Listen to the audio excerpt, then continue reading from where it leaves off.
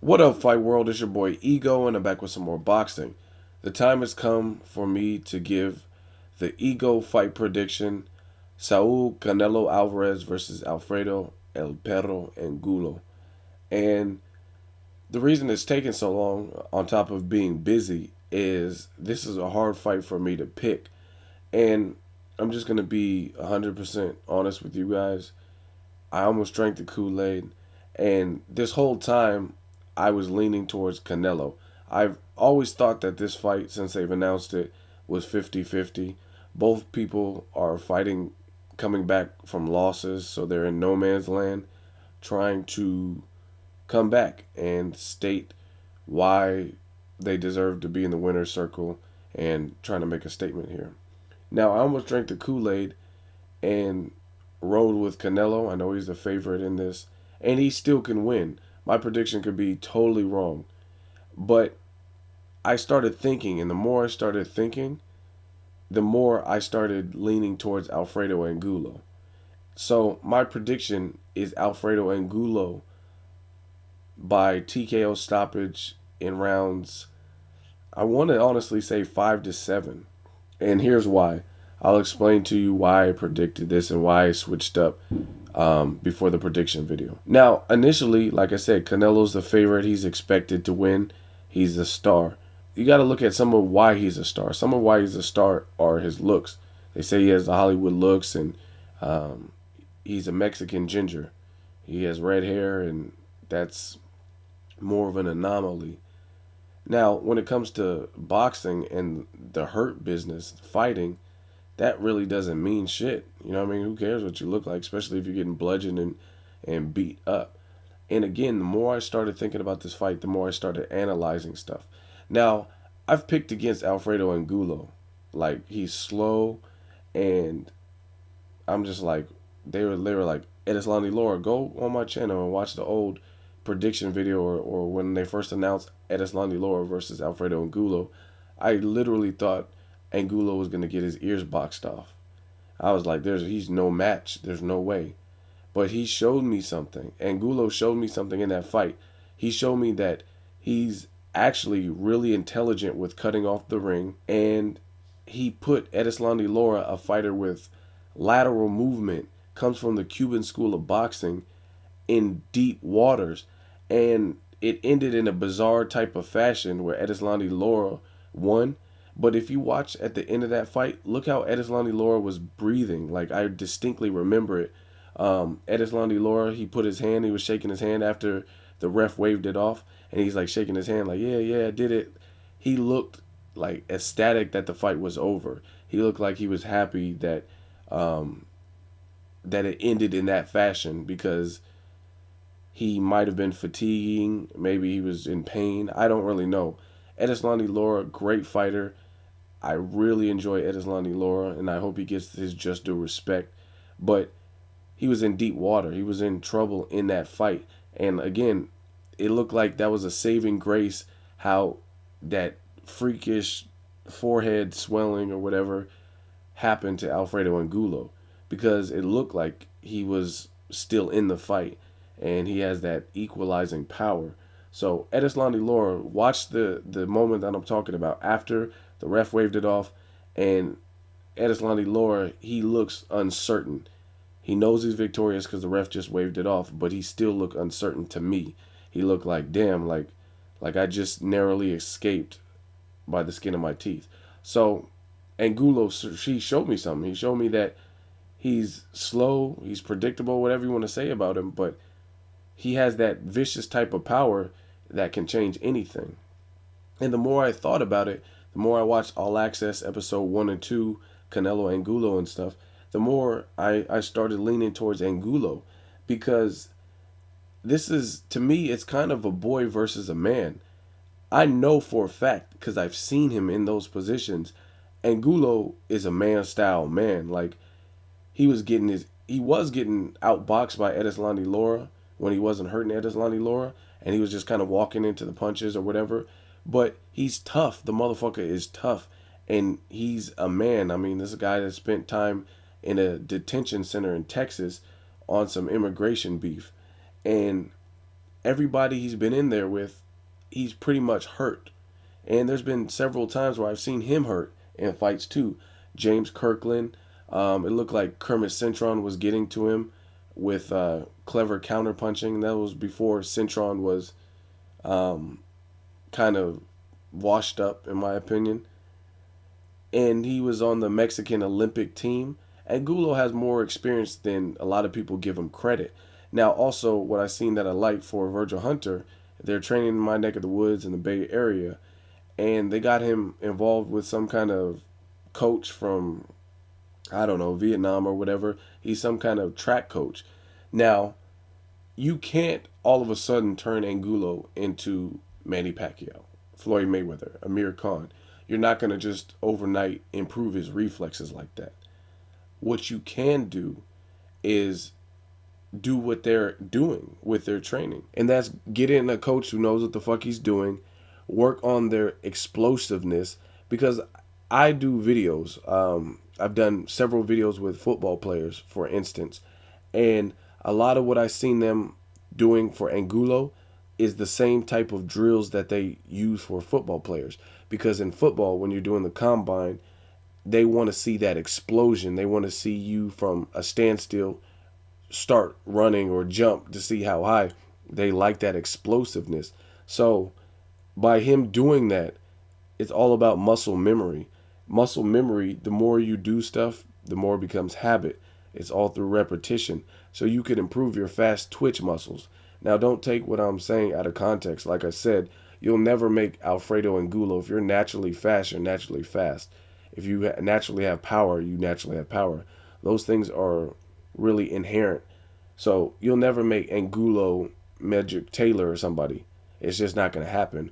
But you can work on their explosiveness and their fast twitch muscles and muscle memory, and also their stamina and cardio. Those are things you can work just from trial and error. And I like the training that they were doing.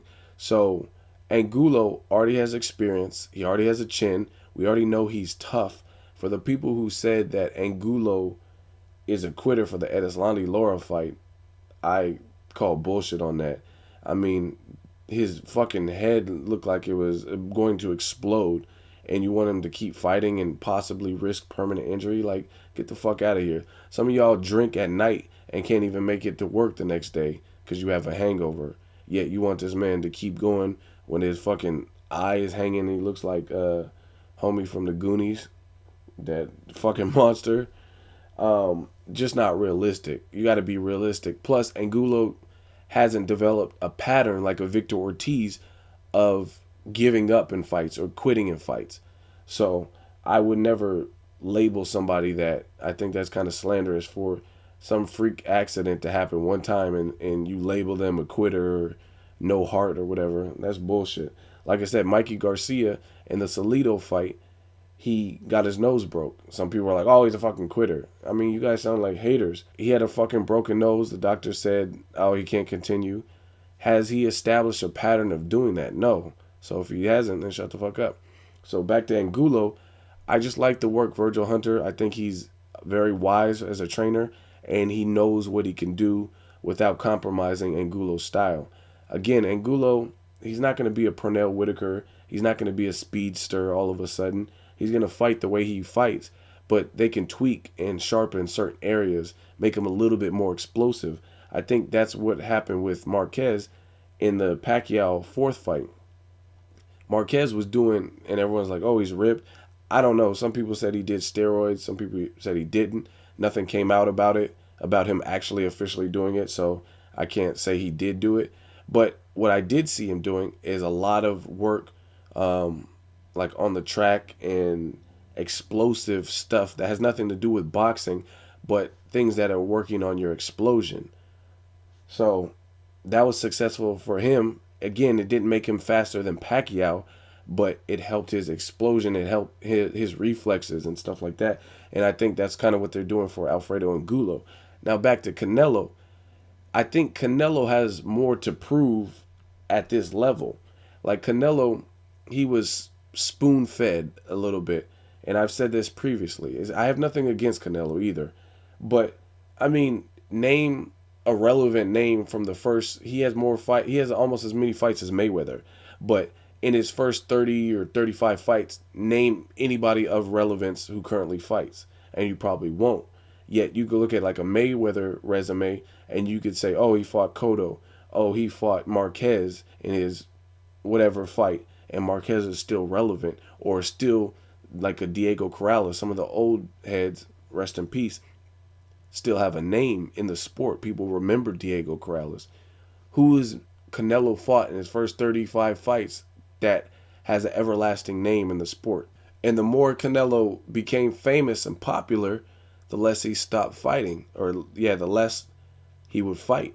He would have less fights per year or whatever. And a lot of his opponents were smaller guys. Matthew Hatton, Rhodes, Josecito Lopez. Josecito Lopez, I think, started off maybe at 135, but he's a career 135, 140 pounder, and he moved up, shocked the world with the Victor Ortiz win, and then he ballooned up to try to fight Canelo at 54 and traveled in waters that he's never been to.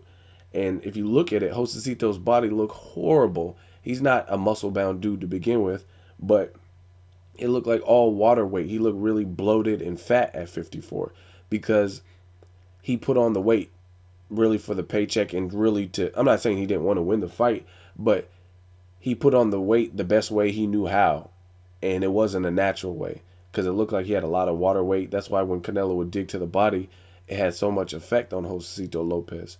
So again, Canelo fighting a lot of guys who were smaller. Even Mayweather is substantially smaller than Canelo. Like if you just look at Mayweather's arm and his bicep versus Canelo, Mayweather excels based on his skill set, and his experience in the ring, and he's just very fluid.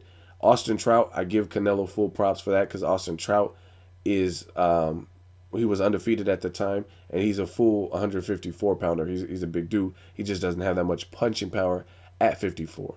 I don't know how respectable his power is at 54.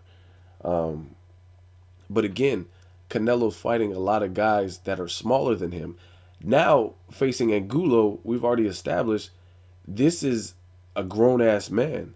And this is a grown-ass man who can dish it out, but he can also take it.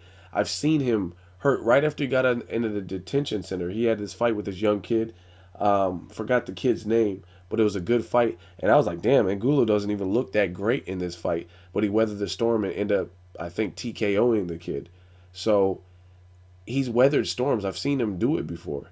Kermit Cintron, again, when he was fresher, went a decision. He beat him via decision. So as far as Canelo, based on his style, he's been fighting smaller dudes, and now he's going to have to face a grown man, someone who's really full-fledged and probably perhaps too big for 154 pounds, and he's killing himself to make weight. Another point, Canelo and Edeslandi Lara fight completely different. So if you look at the Edeslandi Lara fight, he was like stick and move, stick and move. He uses his legs really well. I don't recall seeing Canelo as fluid as Edeslandi Lara. So where Edeslandi Lara can buy himself time, stay out of a trouble with using his legs in that Cuban style, that slick style, slipping punches, I've never seen Canelo with that type of rhythm and that type of leg movement, lateral movement that will keep him out of the way of Angulo's menacing shots. And another thing with Canelo, and I'm not just bashing Canelo, like I said, I could be completely wrong. This is just what I started thinking about. So to me, Angulo has proven he has a chin. He's proven he can battle adversity. You look at Canelo's fight with Shane Mosley. He looked spectacular in that fight. However, when he had a cut, he looked genuinely bothered, just like Pacquiao seemed to be bothered in the first Eric Morales fight when he got a cut. Canelo seemed like visibly bothered, like he didn't have a game plan. That's another thing that worries me with Canelo in this fight. Same type of attitude towards Mayweather. Now, I understand Mayweather, pound for pound, greatness, got it. But he seemed puzzled, like he didn't know what to do at that given moment. He had no answers for Mayweather and what Mayweather was doing, which is not a good sign because he needs to be able to adapt. So between not using his legs, fighting smaller guys, not necessarily knowing how to adapt, pride, ego, you know what I mean? Like a lot of times the Mexican fighters, they get into these scraps. This is not the guy you want to really just go toe to toe like the flyer suggests. You don't necessarily want to go toe to toe with an Angulo. I mean, that could be bad business. And another thing that I noticed is Canelo has always seemed like he fights in spurts, which is going to be bad against a guy like Angulo, who is like a bigger version of a Ruslan Provodnikov. Kind of a club fighter, brawler, cuts off the ring well, does some things in boxing well, but he's not like a Rigondeaux in terms of very scientific in his approach to boxing. More or less just kind of comes straight at you. And you look at Ruslan Provodnikov in the Mike Alvarado fight. So what happened as soon as Mike Alvarado started to slow down? That's when Ruslan came on, and that's when he was dangerous in that second half of that fight, and he stopped Mike Alvarado. And that's kind of what I see in this fight, especially with Canelo being economical with his punches. A lot of people consider Canelo a brawler, but he's really economical with his punches. So Canelo, to me, is more of a boxer puncher, and he fights in spurts. Watch the Shane Mosley fight. I was like, what the fuck is he doing? He wasn't letting his hands go. And that could be problematic against a relentless style of fighter like Angulo, who has the equalizing power to stop you, knock you out, go to the body, good at cutting off the ring. Canelo, like, when's the last time you've seen Canelo let his hands go? Like, look at Adrian Broner, another example of this. Kind of been fighting flat foot, boxer, puncher, maybe can use his legs, but he doesn't use them for whatever reason as much as he could. Trying to walk people down. That's kind of the same MO with Canelo. Like Adrian Broner could have been much more successful against Paulie Malignaggi. You know he didn't have the punching power to stop you, but Broner was very conservative with his punches and never really let his hands go. And that's what I've seen Canelo do. Canelo's a good finisher though, and it's just a matter of him getting in that groove and deciding when he wants to fight. Like there was times where he was fighting Mayweather and he was fighting in spurts, and I'm like, is he gonna just explode? Kind of like Jean Pascal did to Lucien Bute, where it looked like he was setting up a trap and then he would just explode with power. That's kind of with what Canelo does. He like lets the fighter punch him and do this, and then he just explodes. And then he'll take a break, and again, I don't see that style being effective. Not fighting full rounds, taking breaks, being fatigued against someone who's just coming forward. Just coming forward, who can take punishment and has been there before. James Kirkland, I'm sure, hits hard too. He was able to stop Angulo, but this was before Virgil Hunter, and I just see it probably being bad for Canelo. I think at the very least, even if Canelo does win it, I see some oh shit moments for Canelo where he gets rocked or wobbled. And you gotta wake up and look at history. Canelo's also been wobbled by Cotto's brother, little things like that. And Cotto's brother, I'm sure, doesn't hit as hard as Angulo does. So I'm riding with Angulo, El Perro. Let me know what you guys think. Am I way off the mark? Who wins this fight? Leave a comment. As always, hate, comment, or subscribe. Till next video, it's Ego signing off.